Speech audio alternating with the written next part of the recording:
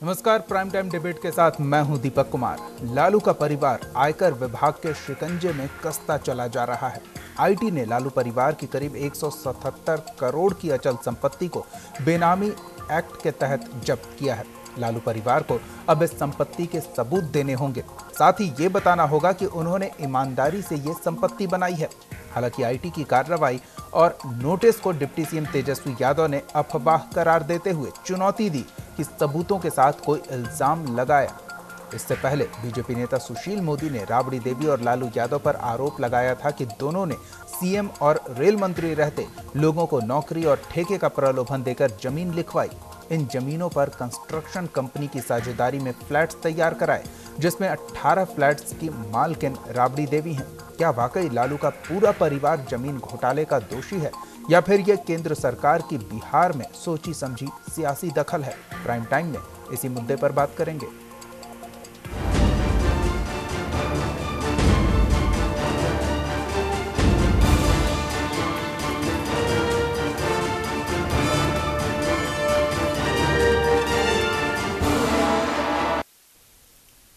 बेनामी संपत्ति के आरोपों से घिरे लालू परिवार की मुश्किलें बढ़ गई है। आयकर विभाग ने बेनामी एक्ट के तहत लालू परिवार पर केस दर्ज किया है। देखिए ये रिपोर्ट।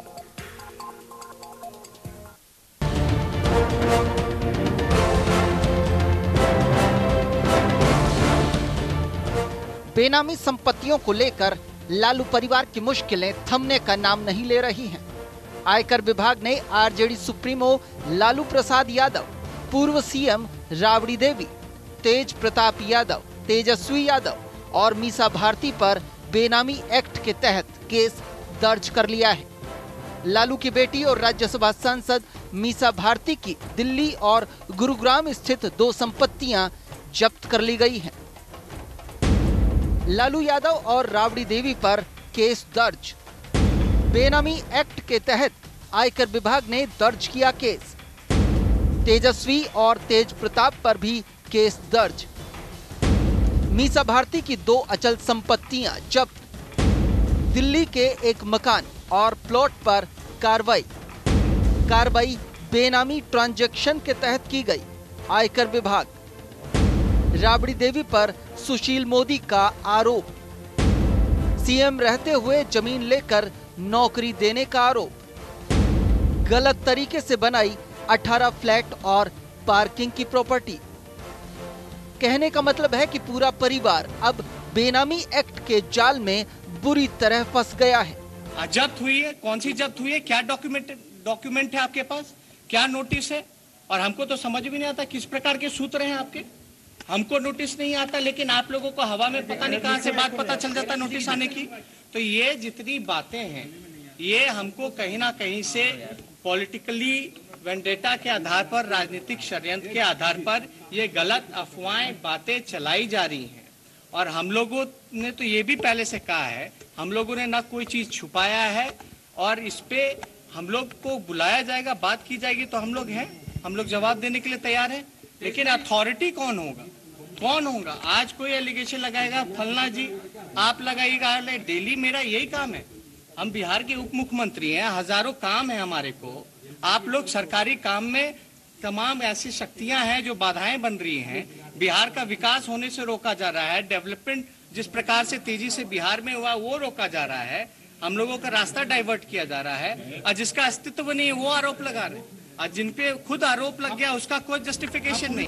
बता दें कि मंगलवार को ही बीजेपी नेता सुशील मोदी ने राबड़ी देवी और लालू यादव पर पदों पर रहते हुए जमीन घोटाले करने का आरोप लगाया है।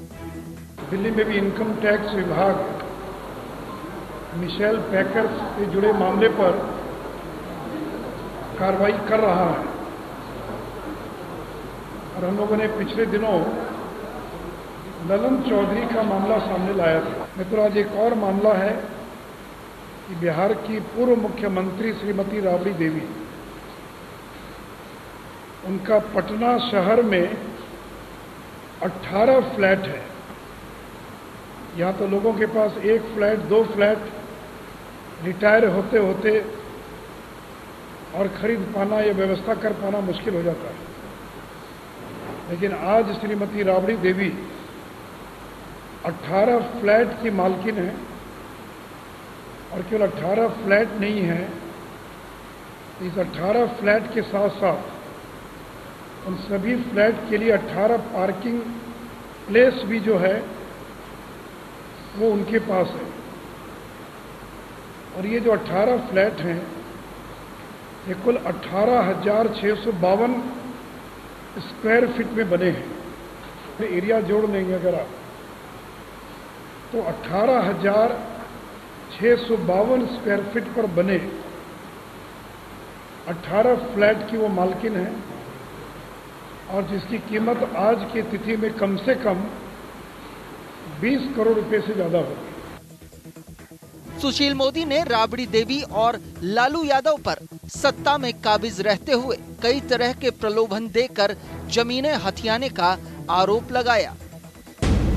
लालू राबड़ी ने सत्ता में रहते किए घोटाले, 2004 से 2009 के बीच किए गए जमीन घोटाले, लालू यादव ने रेल मंत्री रहते हुए किए घोटाले, राबड़ी देवी ने सीएम के पद पर रहकर किए घोटाले, पटना में 2 जगह जमीन लिखवाई गई, मौजा जलालपुर में 20 डिसमिल जमीन का घोटाला, मौजा शेखपुरा के वार्ड 3 में 16 डिसमिल जमीन का घोटाला, पद का दुरुपयोग कर लोगों को प्रलोभन दिए गए, नौकरी और ठेका देने का दिया प्रलोभन, श्रेया कंस्ट्रक्शन की साझेदारी में जमीन पर फ्लैट बनाए गए, 18 फ्लैट और पार्किंग स्थल राबड़ी देवी के हिस्से में आए, आवामी कोऑपरेटिव बैंक के जरिए ब्लैक मनी का कारोबार किया गया। आपको याद दिला दें कि 16 मई को आयकर विभाग ने लालू, उनके परिजनों और उनसे जुड़े लोगों के दिल्ली और आसपास के इलाकों में 22 ठिकानों पर छापे मारे थे। मनी लॉन्ड्रिंग के केस में मीसा के सीए राजेश अग्रवाल को भी गिरफ्तार किया गया था, जिसके बाद ईडी ने मीसा भारती और उनके पति शैलेश कुमार को 2 बार तलब किया था, लेकिन वो हाजिर नहीं हुए। इसके बाद आयकर विभाग और प्रवर्तन निदेशालय का शिकंजा लालू परिवार पर कसता चला गया। पटना से रोहित कुमार के साथ स्पेशल डेस्क, न्यूज़ इंडिया। तो क्या ये वाकई आईटी का शिकंजा कस रहा है, या जिस तरह से तेजस्वी यादव कह रहे हैं कि साजिश गहराती जा रही है उनके और उनके परिवार के खिलाफ, जो बिहार के विकास में तन मन से जुटे हुए हैं और बिहार के विकास को रोकने की कवायद है, मुद्दे को डाइवर्ट करने की कोशिश है। इसी पर हम बात करेंगे। हमारे साथ कुछ मेहमान जुड़े हुए हैं, उनसे आपका परिचय करा दें। हमारे साथ राजनीतिक विश्लेषक इरशादुल हक जी जुड़े हुए हैं, साथ ही आरजेडी नेता आस्तिक शर्मा और बीजेपी नेता इंजीनियर अजय यादव जी जुड़े हुए हैं। आप तीनों का बहुत बहुत स्वागत है। सबसे पहले अजय जी की एक प्रतिक्रिया ले लेते हैं। अजय जी, क्या कहेंगे? आप दीपक जी, सबसे बहुत बड़ी विडंबना है कि लालू प्रसाद जी का पूरा परिवार आयकर और जो नए कानून बने हैं उसकी जद में आ चुका है, और लगातार एक से एक खुलासे हो रहे थे। मिट्टी घोटाले से लेकर के मॉल बनने तक की प्रक्रिया, उसके बाद आज देखिए करीब 2 अरब रुपए की संपत्ति राबड़ी देवी के नाम से निकलना, उनके पुत्री मीसा भारती के नाम से गुरुग्राम में संपत्ति निकलना, यह एक बहुत बड़ा कोई न कोई ऐसा रैकेट काम कर रहा था जो बिहार को खोखला कर दिया। और ये पैसे बना करके ये कहीं न कहीं राज्य से बाहर ही इन लोगों ने हजारों करोड़ की संपत्ति इकट्ठा की है।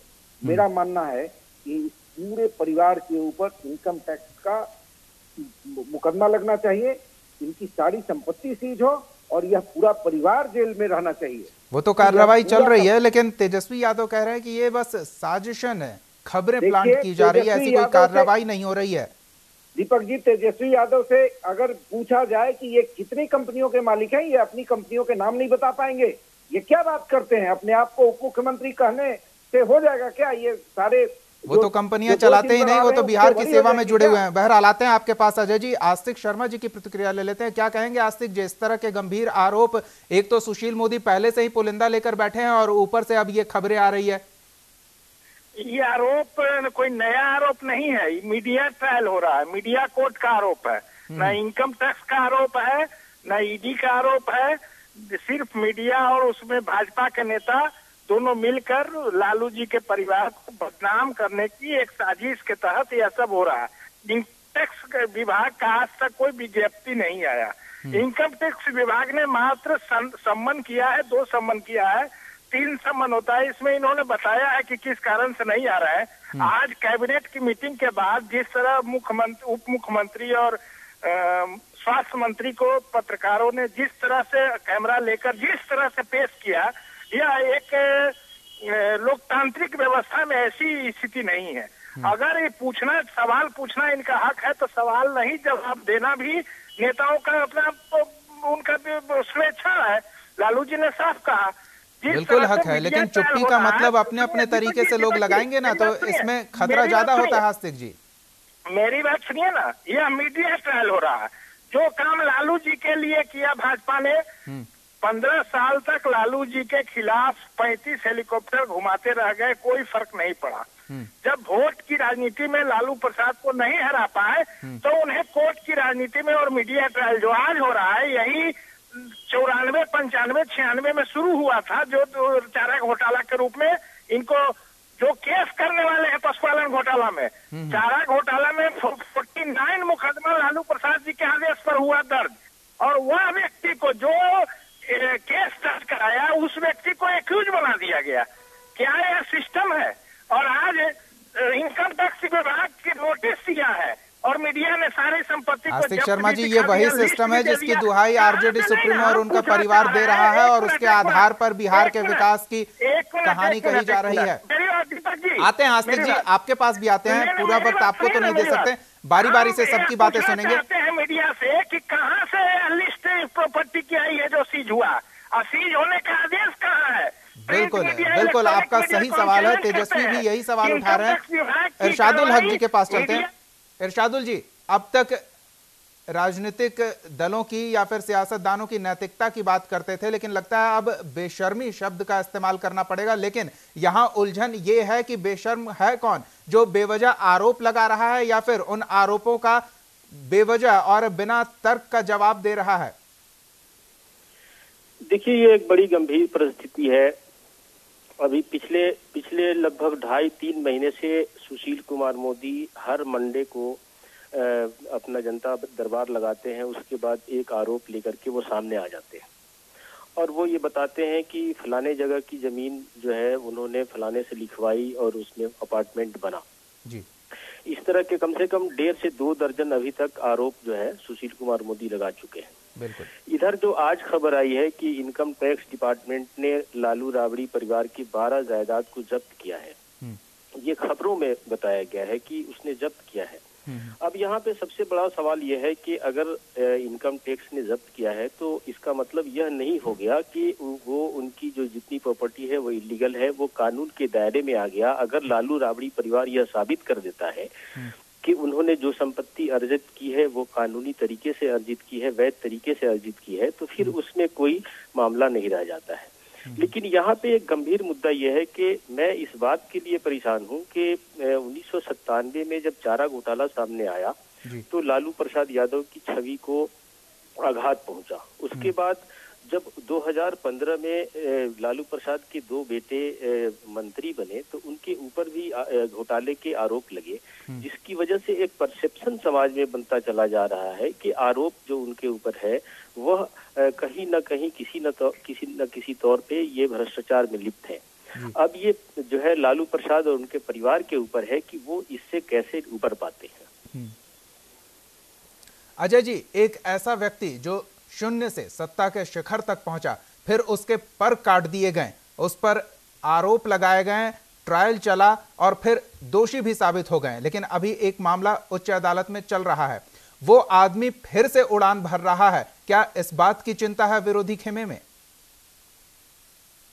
अगर लालू प्रसाद निर्दोष हैं तो ये सुशील मोदी जी के ऊपर मुकदमा दायर करें। यह करप्ट परिवार है, यह पूरा का पूरा परिवार करप्शन में लिप्त है। हजारों करोड़ की संपत्ति इन्होंने जमा किया है। ये जहां जहां अपने बच्चों की शादी किए हैं वहां वहां हजारों करोड़ की संपत्ति बिहार से इन्होंने अजय जी, एक आम धारणा है सामाजिक स्तर पर, आप भी समझ सकते हैं, कोई भी व्यक्ति चाहेगा कि उसकी बच्चे की शादी बेहतर घर में हो, बड़े घर में हो। बात सुन लीजिए, मेरी बात पूरी होने दीजिए जी दीपक जी। जो लालू यादव के यहाँ नौकर चाकर रहे हैं, जो लालू राबड़ी के नाम पर, सुन लीजिए, जो लालू राबड़ी के नाम पर छोटी छोटी संस्थाएं खोले हुए हैं, उनके लारा नाम की जो संस्था खोले हुए है वह व्यक्ति 100 करोड़ का है। अब 100 करोड़ का अगर इनका नौकर चाकर है तो यह व्यक्ति कितने का होगा आप बता दीजिए। मैं आपको बता रहा हूं कि लालू प्रसाद ने जिन लोगों को भी अपने आसपास रखा है वो कोई भी व्यक्ति 100 करोड़ से कम का नहीं है। सुशील जी ये गलती कर रहे हैं कि केवल लालू प्रसाद जी के परिवार को टारगेट कर रहे हैं। लालू प्रसाद जी के साथ साथ उनके कुनवे के लोगों को भी टारगेट करना चाहिए। मैं तो मांग करता हूं, मैं भारतीय जनता पार्टी का एक कार्यकर्ता की हैसियत से मांग करता हूं कि लालू प्रसाद के आस इर्द गिर्द रहने वाले लोगों, सारे लोगों की संपत्तियों की जांच हो।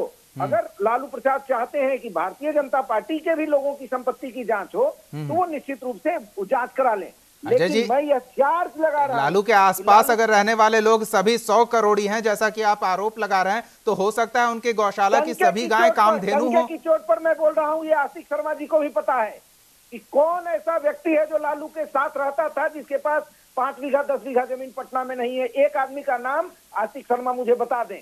केवल आशिक शर्मा को छोड़ के यह व्यक्ति निहायत ही शरीफ है। यह आदमी फंस गया वहां जाकर के राजनीति में, छात्र राजनीति। अजय जी, इससे ऐसा नहीं है कि आशिक शर्मा जी आपके इन तीखे शब्दों का पलटवार बड़े मुलायम तरीके से करेंगे अगर आप इनकी सराहना करते हैं तो? आस्तिक जी क्या जवाब देंगे? आस्तिक जी हेलो जी, क्या कहेंगे अजय यादव जी को? अजय जी को कहिए कि अपना बुद्धि ठीक रखें। सुशील मोदी जी का बुद्धि पागल हो गया है, पर कोई नोटिस नहीं ले रहा है और इस तरह के आरोप लगाएंगे और इस तरह की बात बोलेंगे तो इन्हें भी लोग पागल समझने लगेगा। मैं कह रहा हूँ आपको दीपक जी कि जब इनकम टैक्स आ गए, संपत्ति अटैच करने का आदेश निकाला तो वह आदेश तो आ गया होगा ना इंटरनेट वेबसाइट पर। बिल्कुल। तो वह आदेश क्यों नहीं मीडिया ला रही है? जी हेलो, मेरा जवाब ले लीजिए दीपक जी। जी अजय जी, लालू प्रसाद के जो जी आस्तिक जी आवाज आ रही है आपकी, अजय जी बोल रहे हैं। जो गुप्ता जी हैं, लालू यादव के फाइनेंसर, उनके 22 ठिकानों पर छापे पड़ते हैं और ये डिनाई कर रहे हैं। अगर ठिकाने डिनाई नहीं कर रहे हैं अजय जी, ये डिनाई कहाँ कर रहे हैं? ये तो पूछ रहे हैं कि उन ठिकानों पर जहाँ छापे पड़े हैं बताइए तो हमें। वो कह रहे हैं कि हमें मेरे ठिकाने और हम ही को नहीं पता। जैसे अब ये बेनामी संपत्ति बना करके इन लोगों ने घालमेल करने की कोशिश की है। यह कोशिश मात्र है, इनको मालूम नहीं है कि देश का सिस्टम बिल्कुल बदल चुका है। आज बताइए आप कि ललन चौधरी कौन है और ललन चौधरी ने राबड़ी देवी को किस हैसियत से जमीन दे दी? ये आशिक शर्मा जी को जवाब देना होगा।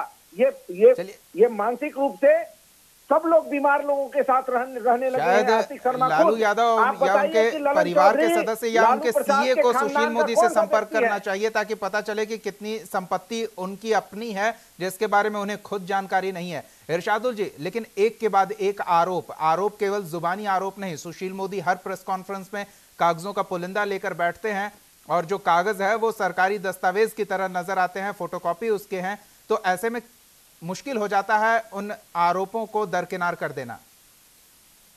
देखिए, आरोप जो वो लगा रहे हैं उसके बारे में राष्ट्रीय जनता दल के जो प्रवक्ता हैं मनोज झा जी, उन्होंने एक बात कही थी पिछले दिनों। उन्होंने कहा था कि सुशील मोदी जितनी भी बातें कह रहे हैं वो सार्वजनिक है और कोई भी वेबसाइट पे जा करके रजिस्ट्री डिपार्टमेंट जो होता है जहाँ पे रजिस्ट्री होती है उसके सारे कागजात रखे होते हैं, उन कागजात को देखिए तो सारी चीजें सार्वजनिक है। तो वो कोई खुलासा नहीं कर रहे हैं, ये मनोज झा ने कहा था। लालू प्रसाद यादव ने जब ये मामला शुरू हुआ था तो उन्होंने एक प्रेस कॉन्फ्रेंस की थी और उन्होंने ये साफ कहा था कि संपत्ति बनाना कोई इसी तरह का पाप नहीं है। तो लालू प्रसाद ये स्वीकार करते हैं, जब उनका परिवार यह स्वीकार करता है कि जितनी जमीन और जितने फ्लैट्स और जितने जायदाद की बात सुशील मोदी कर रहे हैं, वो सारी की सारी संपत्ति उनके नाम की है यानी उनकी है।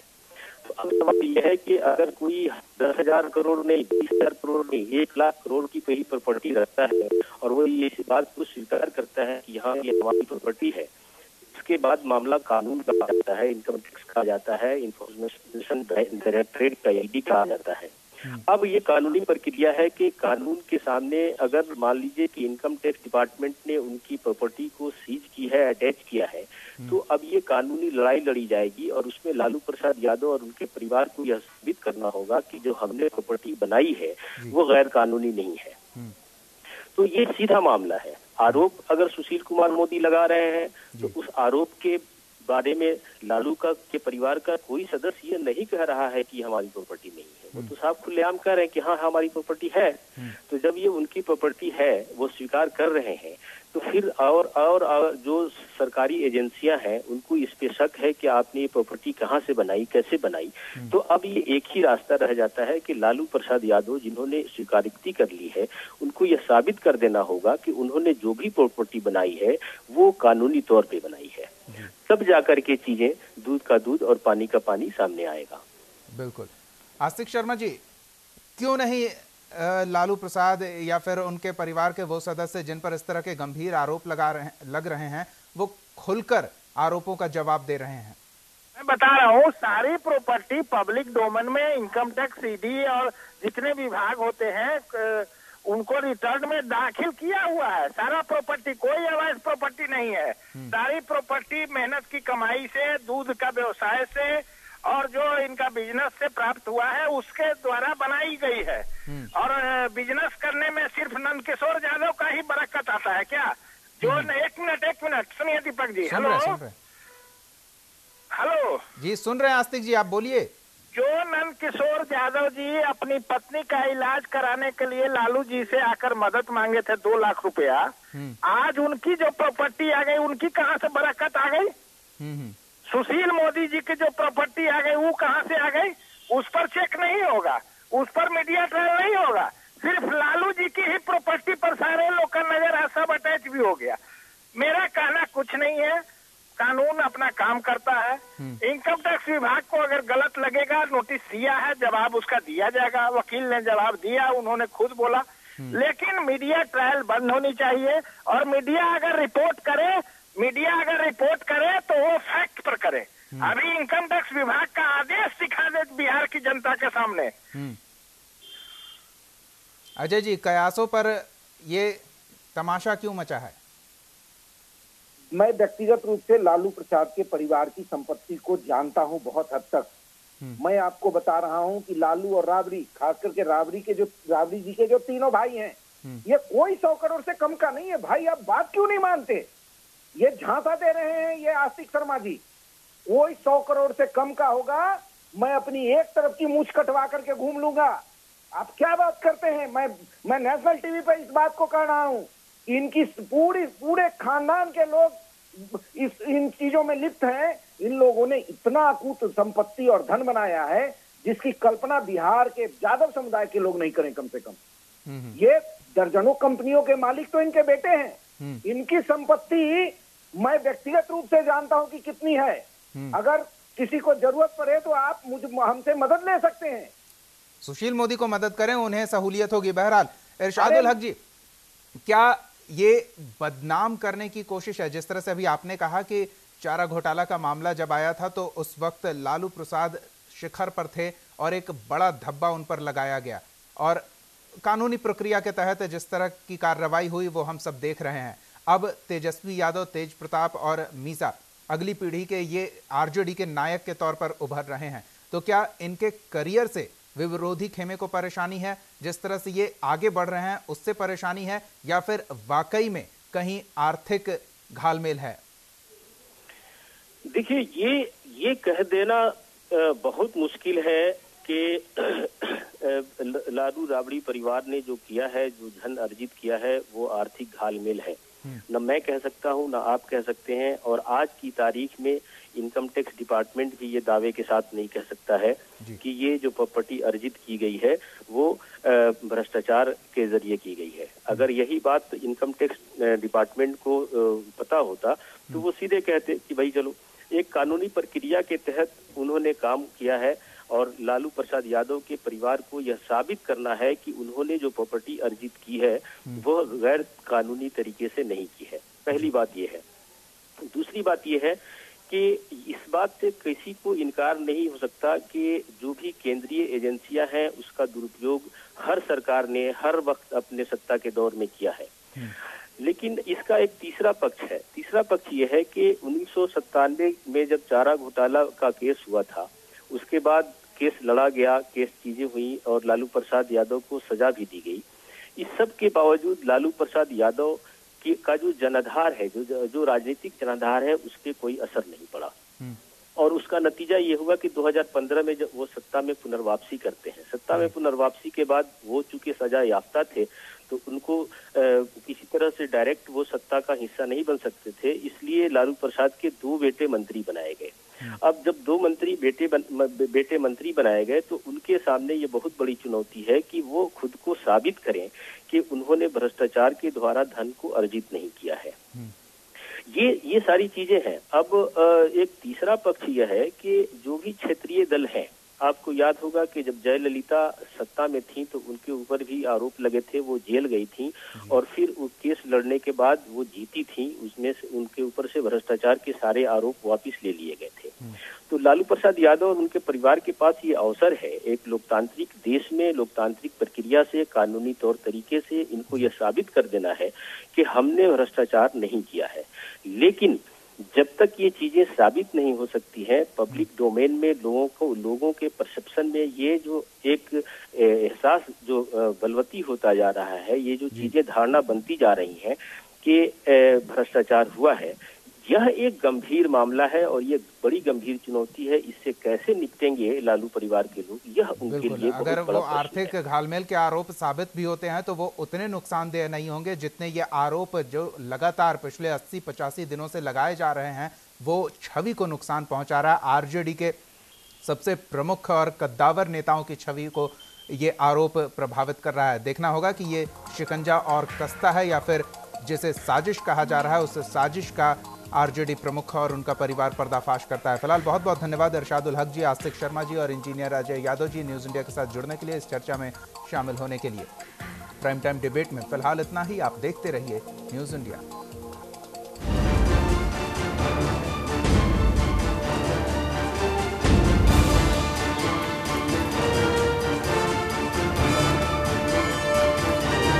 आप हमारे चैनल को YouTube पर सब्सक्राइब कर सकते हैं न्यूज इंडिया निम्स पर।